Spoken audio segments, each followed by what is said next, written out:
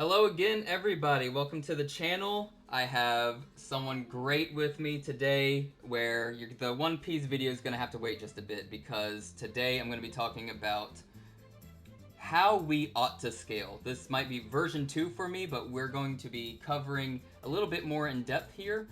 Other possible ideas, I've talked about Death of the Author before, but Listmaker here, I want him to introduce himself, but he knows a lot on this stuff too, so I hope you guys really enjoy this video. Listmaker, introduce yourself, man. Hello everyone, it's Listmaker here. So this is actually my first collab video, but I have been like around the community, especially if you know me on BA. So like I have done these things before. So like I do hope I can like provide like the best insight for you possible on these matters. Yep, that's pretty much the goal. So as you can tell with the title, we are covering like how we ought to scale. And so hopefully this can convince you like, yes, we should be scaling this way because we're trying to be as accurate and consistent as possible. If you're not trying to be as accurate and consistent as possible, it seems a little weird. You're more than free to do so, but hopefully this can give you some insight as to why you should be trying to be as accurate and consistent as possible. So with that, it's like, what does it mean to be as accurate and consistent as possible? For me, what it means is taking things that are quantifiably true or lowballing such that things must be at least this case. A perfect example that I always give is having a jar filled with candy. This jar might have a carrying capacity of this type of candy of 500. Now, we could have different statements where person A says, there is 400 pieces of candy in there. And let's say it's full. Not everybody knows it has 500 capacity, so there's 500 in there. Person A says, there is 400 pieces in there. Person B says, no, there is 600. What I'm saying we should do for scaling is, we should take person C who says, there is at least 300, right? And so what I mean by that is lowballing and taking quantifiable truths. Lowballing being separate, but to be as accurate and consistent as possible. What are your takes on what it means to be accurate and consistent? Well, for me, being accurate and consistent is essentially when we look at statements, right? A lot of people in the scaling community have this idea that if not contradicted, then it should automatically be proven to be true. Mm-hmm. But my main issue with that is that like suppose we have like the bully a bully example where a bully claims that he is supposed to be 1 million times stronger than someone else. Now he's not necessarily stronger than he doesn't necessarily have to be 1 million times stronger than that person, but it isn't essentially contradicted, but it wouldn't really make sense logic wise. So what I'm trying to like say here is that when you have like a bully when a bully states that he's like 1 million times stronger than someone else, and then we see him absolutely pummel the person that he's fighting, we do get the idea that he's stronger than this person, but we can't really contradict the statement of him being 1 million times stronger. But then logic does imply that he likely isn't, because both of them are still humans and both of them still are on like the same pedestal. So while not contradicted, it is more or less proven to be not likely the case, and like he is more alongside of being a fallible character. So this is where I think that when we view statements, we should more or less view them along the philosophy of, if not proven to be contradicted, then pretty much baseless to begin with if you don't have any reasoning to support them. And there are many in real life examples of this, because it's like if you have like someone being knowledgeable about him saying that aliens can exist, it's like, well, it is possible that there are other life forms out there, but we can't really prove that. So it's kind of like a weird analogy, but if not contradicted, then why are we proving it to be true exactly? If it's not contradicted, wouldn't seeing is believing be the case that we should go forward and that's how we should scale our characters? Because if we don't necessarily see what they can do, how can we assert based off someone else's claims that this is what they can do. So that's like my philosophy on why we should view statements as, if the statement is proven to be true via feats, then, or at the very least via lore, but we'll get into that later. But if it's true, if it's shown to be true via feats, then I guess then the statement is valid. But if it's not proven to be true, but it's not contradicted either, then it is pretty baseless because it goes into an unknown category. Exactly, and when people assert something that is unknown as a truth value, that's pretty much by definition not being as accurate and consistent as possible. You very likely could be incorrect, and that doesn't mean that any statement that isn't contradicted is false. It simply isn't shown to be true, is all. So asserting it as such is the problem. Now, even more than that, then there's, finally, we're going to talk about death of the author. Alright. Okay. So the idea that we're bringing forth the death of the author here is that when people view scaling, they more or less, you will hear the argument that because these characters aren't real, and because like everything is, they don't have thoughts and feelings, and because everything is written by the author, then they're automatically then everything that the author says is non-fallible. So when people say that everything is non-fallible, then automatically everything that the author says or every statement that he brings forth is automatically true, rather than it being flawed. Unless there is like the idea that like if the character statement is proven to be contradicted, then they become fallible.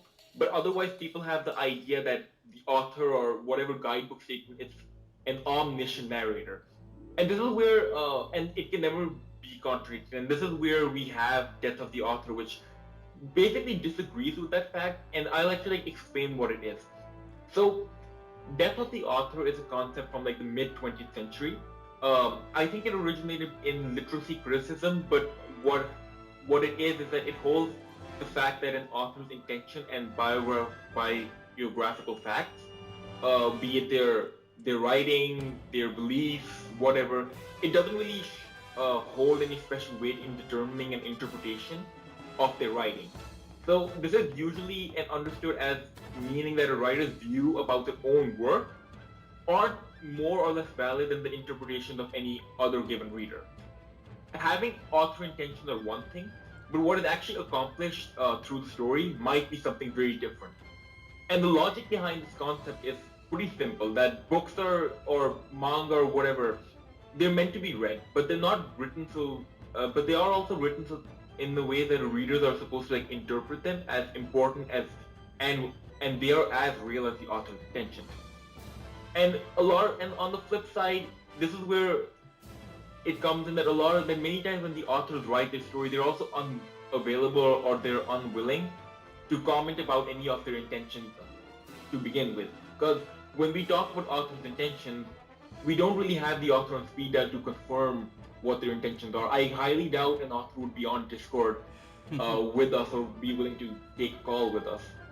So because they're unavailable, and even when they are, they hardly ever explain their reasoning. Many critics have basically noted that it's pretty elitist to assume that all artists or all authors are intellectuals, and they have to be intellectual and they have like full control over their story. So I guess like what I'm trying to say is that what death of the author is that an author's understanding of background and opinions, their interpretations do not need to reflect a true action of an event that is taking place. If you have an author claim somebody is universal, but all that they've really shown are planetary feats, or I guess the best example would be the One Piece example, where Whitebeard is stated to be able to destroy the planet, but there's absolutely nothing to indicate that. All of them have shown, I think, country to continental level feats, depending on how you scale them. But there aren't really any planet level feats per se. I guess that's where you would have concepts such as death of the author applying. One other example I guess I could tell you is, so for all those who are like fans of One, if you guys have read One Punch Man, and like, then you should probably check out Mob Psycho as well. But there's a statement from the author himself implying that, so what he basically said is that the main character of Mob Psycho 100, Shigeo, he is equal to the main character. He is equal to a side character of One Punch Man, Tatsumaki. And the problem with this statement, right, is that Tatsumaki has shown around at least continental to multi-continental level feats as of this point in the story, whereas Shigeo has shown the island level feats. So by feats wise, you would have Tatsu pretty much stomp Shigeo, but then you have an author statement of them saying that they're equal. But then everyone else realizes that that can't be factually valid. So again, this is another example of the author not necessarily being an omnipotent narrator and not having any, and not. It's more or less along the lines that authors don't always know how to power scale their series. Yes. They do know how to power scale, of course, but you know, we power scalers probably know how to power scale more than them because we actually spend our time to do so. Whereas their ideas are to either write a story or just make profit off it. Yeah, so like the thing with the death of the author is the main takeaway is authors, you don't have to have the authors be mega intellectuals. They don't have to be able to be perfect power scalers. That's fine. They're not trying to be power scalers, or they don't have to be, rather. And the thing is for example, the one of the people who created Danny Phantom, I believe there's videos of him talking about like death battles that did like a calc that covered some calc of like blowing up a golf course or something. It's like, wow, I never knew he was so powerful. It's like, but of course, because their purpose isn't power scaling, and they don't have to be these mega intellectuals who say like, how strong do I want my character? Well, let me calc this out. When they blow up this, I want them to be this strong. That's not what's happening. And so you can say, they know for sure, but if we're trying to be as accurate and consistent as possible, shouldn't we go with what's actually proven, like quantified, like we know it's the case? And so you would also not just take like unknowns on the high end, but you could also take, if you want the clearest example of how author's intent doesn't necessitate truth, take for example an author who intended for a character to be only building level. But what if there was a feat of that character destroying mountains? But by all intent, they're like, no, I'm telling you, I intended for them to be building level. Are they building level? Even if they can destroy mountains? If you are to say author's intent equates to truth, you would have to have a character who can destroy mountains be building level, because the author himself is intending for it to be, like, is the author truly omnipotent in terms of his, or rather I suppose I should be using the word omniscient, in his view of the world that they created. And it's like, Death of the Author is saying, no, I'm kind of rehashing points here, but hopefully everybody listening, like, you understand, right? Like, when it comes down to being as accurate and consistent as possible, like, you don't simply assert truth values to things that is not just the author's intent, but realistically your subjective interpretation of what you think the author's intent actually is. That's all that actually comes out of it. And so author's intent is not a good pathway to being accurate or consistent. Death of the Author is much more accurate in terms of being, finding truth values. So that's kind of the spiel when it comes to Death of the Author versus author's intent. So moving on from there, we're now going to talk about statements that are backed up versus not being backed up, kind of in line with those prior points. We've kind of touched on it a little bit, but okay. There are statements that are backed up. I am, for example, I'm capable of destroying X amount of space. And then through the battle, they actually show that they can destroy X amount of space. Or it could even be through scaling, such as Vegeta, I can destroy this planet, for example, with this Gallic gun, or I'm going to destroy this planet, things of that nature. And you have with calcs, which comes from like Death of the Author, like I don't need the author to say which way or however, Piccolo's Ki Blast was for destroying the moon. That is irrelevant. The feat itself shows quantifiably so that Piccolo destroys the Ki Blast at small planetary level of AP to have destroyed the volume of rock that he did with something the AoE size of that small Ki Blast. So we can get these things and say, now, even then, that requires some scaling past Piccolo. But what I'm saying is there are multiple avenues that you can go through to quantify the actual truth values in terms of statements that are backed up. But then there are statements that are just completely have no feats or literally any scaling to suggest it is true. So you could have a character who literally at best their sword can like fell trees in one blow, and they're like everything they seem to cut, everything they swing their sword at, it cuts through it. But everything that they've cut through up to that point is like, wow, I'm now so strong. I've already split rock. I can cut through like some portions of steel, and now I can fell trees in one swing. My sword can cut through anything. That statement of my sword can cut through anything is not backed up by literally. I don't care if you want to even throw an author's intent in there. If you want to say, but wait, it's literally cut through everything. Look at these feats. That statement is not backed up by feats and scaling to suggest that it is true.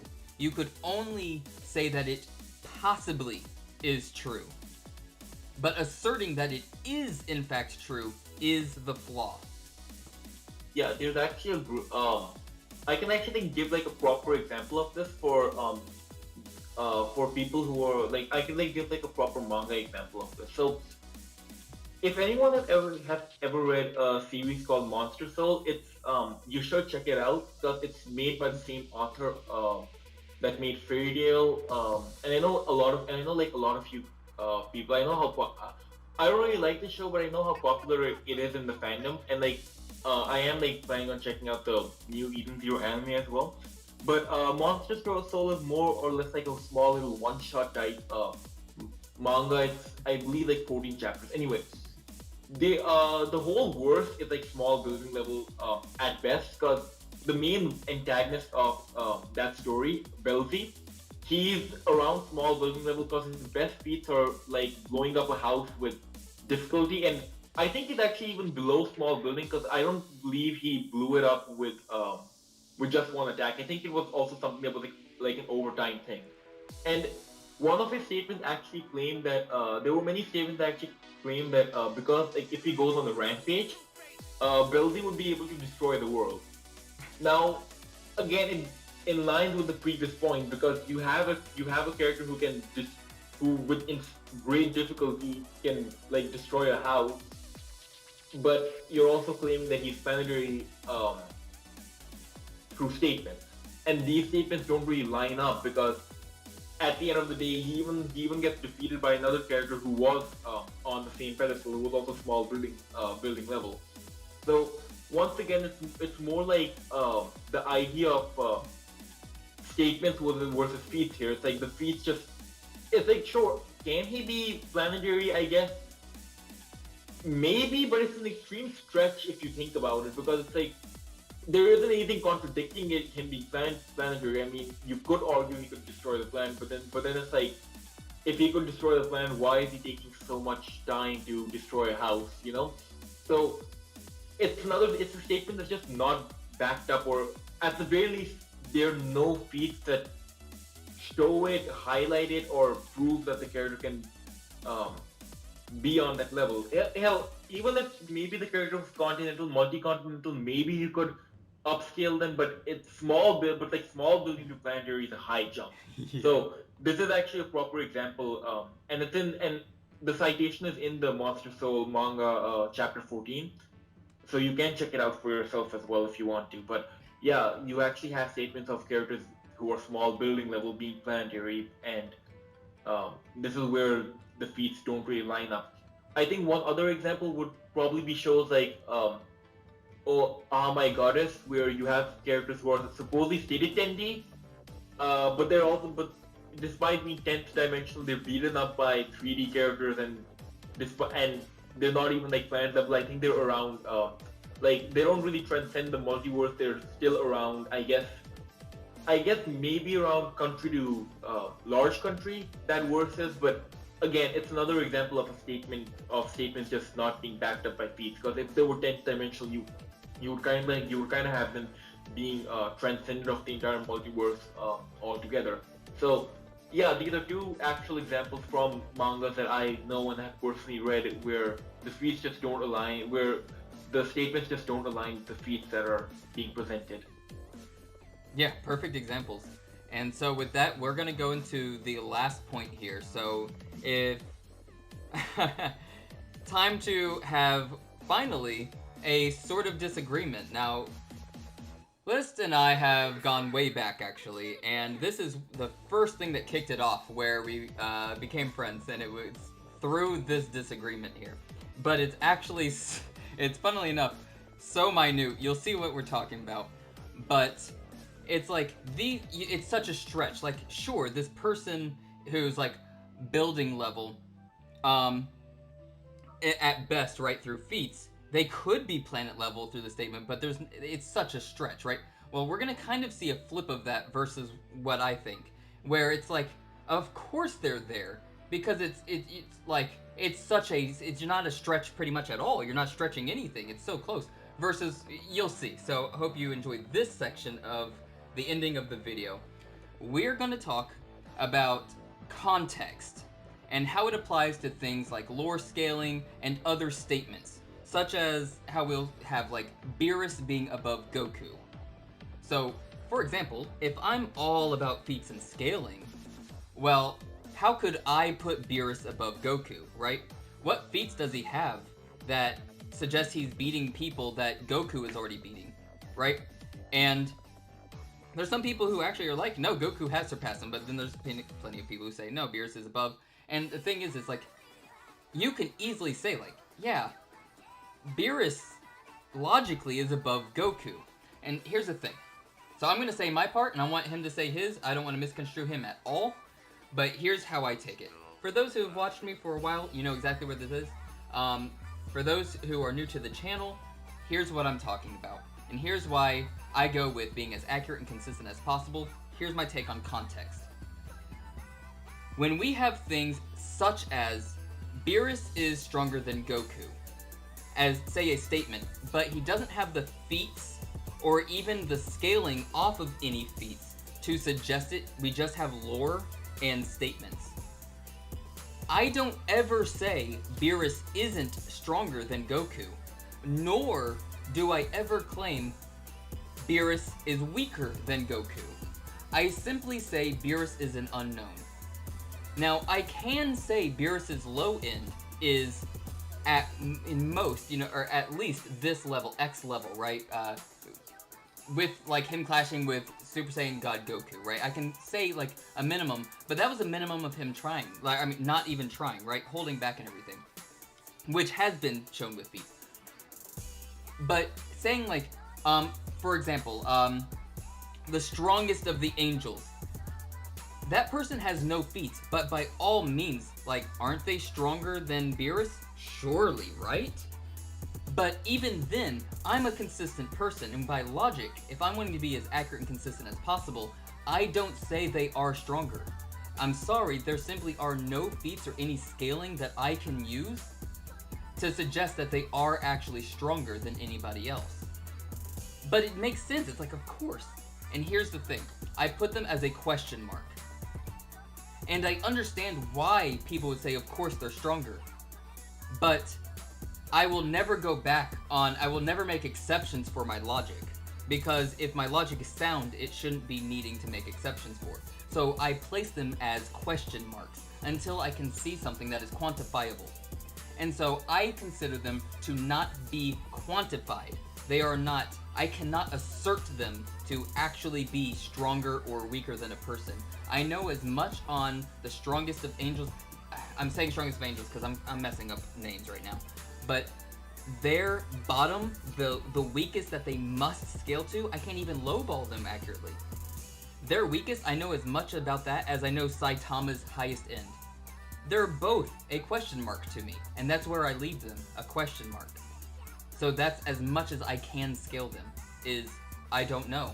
And sometimes I don't know is the correct answer. So that's where I take context. And it sucks, because for me, there's answers that people will come to me for, and I don't know is my proper true answer because I don't know is the accurate answer in a lot of cases. But this is our one little disagreement here. Kind of. Liz, take us away. So yeah, this is one thing that I believe this was also our very first debate that we ever did. This was the only thing that we ever disagreed on and still do. So the way he sees it is that he sees things that if a character is featless but they have lore scaling, then you put it at unknown question mark because you can't definitively assign the rating. Whereas I'm more or less along the lines of you can assign them a possibility rating. I think the reason why I consider it this way is because my entire channel is like list making based off the characters in the series. So I try to scale every character in existence, and that's why I think I more or less differ from him in this regard. So my take on this is that context is pretty important when you discuss characters that don't per se have the feats or they don't really have any form of scaling to boot, but they do at the very least have some lore that can put them higher. So once again back towards the statement of when we discussed between I think a better example to use for Dragon Ball would be the Grand Priest and Master Roshi. Whereas the best feat I believe in the anime, not the manga, but the best feat of the anime or all that the Grand Priest does is that he builds a stadium. I know in the manga he stops like two gods of destruction with just his finger, but I also know that the manga and anime are two different continuities and like they don't equate to each other and they have different lines of scaling. But anyway, at least for the anime, all that you really have is the Grand Priest showing some form of non-combat applicable dimensional travel, and all he really did was build a stadium within the world of Void. He didn't even create the entire thing. He just created like a small stadium. Whereas someone like Master Roshi, he pretty much vaporized the moon from a distance. And even if you want to like imply that to be a smaller structure, you could imply other characters like Saiyan Saga Vegeta being able to blow an even larger planet. At least in the anime, at least with just two of his fingers, you have characters like King Vegeta being able to blow up 3 planets through a swipe of his hand, basically. So when you have these types of characters by feet, it does seem that someone like King Vegeta would probably beat the crap out of the Grand Minister or Grand Priest, depending on the translation. But so yeah, you could imply from feats that this character scales above, but then we also know that it doesn't really make any logical sense because we do know that we have credible sources such as characters like Reese and everyone in the whole series constantly saying that no, this Grand Priest character, he's the second strongest in the whole series. He's only behind Zeno. And then you have the lore for him, which implies that he's the father of all angels, and then angels themselves are also via through feats shown to be just at the top of the hierarchy within the series, that they're able to one-shot pretty much the gods of destruction like no biggie. So if you have so in this regard, while the Grand Priest is featless, you could through lore basically say that okay, no, it doesn't make sense for someone like Master Roshi or King Vegeta to scale above him just because he doesn't have feats for it. Through the lore and through every other statement in the series, and the most logical conclusion is that yeah, he does scale above these characters. And another reason why I choose this method is because I think it's the best way to power scale characters that we don't have like such that we maybe have limited feats towards, but I do want to scale these characters. I don't want to leave them in unknown category.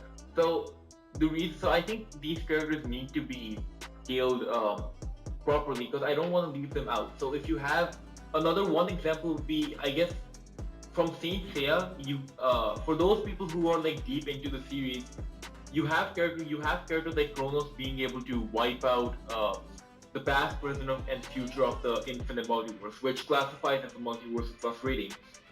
Whereas and it's quite clear that someone like Kronos is significantly stronger than the other gods. Whereas characters like Hades, they're more or less along the lines of being low multiversal rather than multiversal plus. But at the end of episode G, you have Hades pretty much take Kronos' Damascus, which allows him to do the exact same thing. Now, what most people do is that they would either assign an unknown, because Hades doesn't have multiversal plus feats himself, they would either assign an unknown rating towards Hades, or what they would just automatically power scale him there and put him at Multiversal Plus. Now, my issue with this is that I don't want him to be assigned unknown rating because Hades is a pretty popular character and is one of like the main antagonists of the arc. In fact, many characters scale through him. So if you're gonna assign him an unknown rating, then the scaling is pretty much fucked because you have every other character in the series also have an unknown towards it. But if you assign him a Multiversal Plus rating, based on scaling of Kronos, then again it also doesn't make any logical sense because then you have weaker characters scaling towards it. So what I do in the scenario is that I analyze context. I'm like, okay, well, in this case, all that he did was he took Kronos' Godcloth armor, and we do know that taking his armor doesn't necessarily need to put him on that level because he doesn't really scale to the cosmos that Kronos was able to do or was able to produce. Because we do know that while a clock amps you, you don't in the same servers you don't necessarily need it to beat someone else. Like someone who has a god clock isn't automatically above someone who has a gold clock. One example of this would be Apollo in Overture. He was able to beat Sia without any cloth armor at all, despite Sia being in the ninth sense, and then Sia as well in the ninth sense with no cloth being superior to his other god cloth, golden cloth form simply due to him ascending to a power of the ninth sense. So in this regard, we can imply that okay, because he just took the Godcloth armor, which gives him the power of Kronos, but it doesn't allow him to use it on that extent. We can still imply that Hades, yeah, he scales to low multiversal, and rather than assigning him an unknown rating, because if we assign him an unknown rating, then almost every character in Saint Seiya, unfortunately, Hades is probably the most popular character in Saint Seiya. He's everywhere and an antagonist of pretty much every arc in the series. So I think that's why context in some cases is important, because for featless characters or for these types of statements you do have to like use a little bit of lower scaling to like imply that okay, characters like Grand Priest, while they don't have the feats for it, through lore and through logical sense, yeah, they scale above characters like King Vegeta pretty easily. Or you can at least imply, same case with Hades, that okay, he took Kronos' Damascus, but he doesn't have the feats to showcase for it. It doesn't mean that he took his Cosmos and the context just doesn't equate to it. So he still gets a low multiversal rating.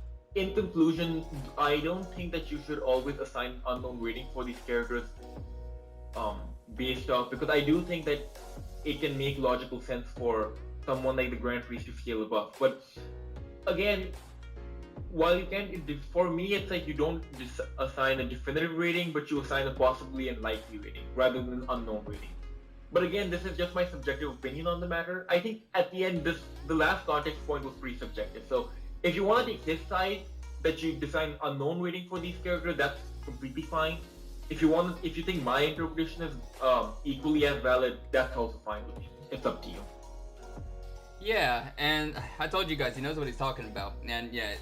That sums it up pretty nicely, honestly. Yeah. So with me, how I go about it is, I will only assign people certain things if it is known or can be lowballable. Like again, I can actually have something that is quantifiable. Otherwise, my truth answer is simply that I don't know, and it's like. Obviously, Roshi is weaker in that context, right? But at the same time, that doesn't mean that the angel isn't unknown. But it's like, can you see his side? I'm sure you can. Actually, everybody should be able to see his side. It makes perfect sense. But if I'm going to be consistent, yeah, for me, it just comes down to I will only scale people who can be quantifiably scaled, I suppose is the case. So yeah. It's totally how you want to take it. List knows exactly what he's talking about, so hey, it doesn't hurt my feelings if you scale that way either. And honestly, at the end of all this, it's totally up to you on how you want to take it. As long as you're consistent at the end of the day, even if you're maybe not being as accurate as you could be, as long as you're consistent, that's really all I can really ask for. But I hope you really enjoyed the video. Please, please, please go check out List's channel. He scales things like in depth in terms of like knowing where each person scales. He will bracket off. If you're curious who is above who, he's got it for you, okay? Can't shout him out enough. We go back a long time, so go check him out. It would also, I just want to see some of my viewers who haven't seen him yet, really go check him out and spike some views. Now, the last thing I want to shout out is come meet us in the Discord. He's part of the Discord as well. I'll leave my Discord link down below, and come say hi. That'd be awesome as well. Other than that, like, comment, subscribe, and again, I cannot say it enough, I really hope you guys enjoy the video. Alright, next video coming up will be the One Piece video, but until then, ciao!